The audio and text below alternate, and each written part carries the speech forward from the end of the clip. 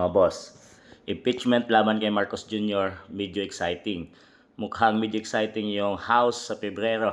Palagay ko hindi lang yung impeachment ni VP Sara yung nauhiligan ko. Meron ding mga kongresista na nagpa-file din ng impeachment laban kay BBBM. Ayon yan kay Congressman Edgar Erece. So yun mga boss, expected na talaga ng taong bayan na gagawin nila yung impeachment ngayong Pebrero laban kay BP Inday Sara. Wala nang bago diyan mga boss dahil balak talaga nila itong gawin hanggang sa 2028 mga boss. Pero ang exciting nga ay ang gagawing impeachment laban kay PBBM. So yan mga boss, mayroon tayong aabangan ngayong Pebrero dahil hindi lang impeachment ng Vice President kundi impeachment din ng ating presidente ng Pilipinas mga boss.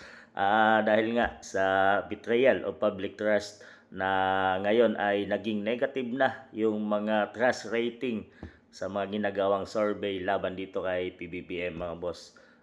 Ibig sabihin yan, mababa na talaga ang tiwala ng mga taong bayan at ng mamayang Pilipino laban sa pamalaang PBBM administration mga boss. Dahil nga sa kanyang mga pangako na patuloy na hindi natutupad mga boss. Ang pinakamalaking pangako na hindi niya natupad ay ang may maipakulong bago mag-Christmas na mga magnanakaw sa ating gobyerno mga boss ay hindi natupad.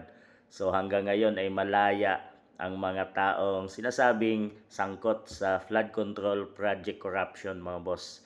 At talagang walang nakikita ang taong bayan na ibig sabihin mayroong ginagawa ang ating Pangulo mga boss. Ang Pangulo ng ating bansa na si PBBM ay patuloy na sumisira sa kanyang mga pinagsasabi mga boss no.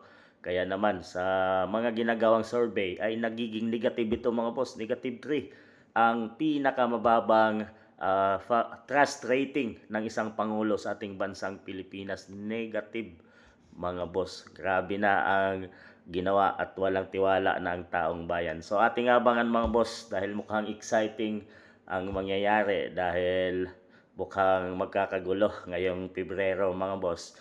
Dahil expected na ng taong bayan at pinaghahandaan na yan sa kampo ni BP Inday na mayroon talagang gagawing impeachment hanggat hindi makarating sa 2028 ay gagawin nila ang lahat laban sa Vice President at hindi para ito ay hindi makatakbo sa 2028 election.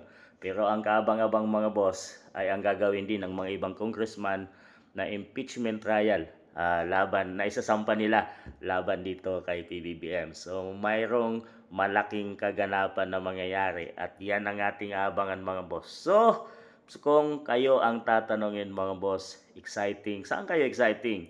Sa impeachment trial na gagawin sa ating Vice President o sa impeachment trial na gagawin dito sa Pangulo ng ating bansang Pilipinas na si PBBM? So, ano sa tingin niyo mga boss?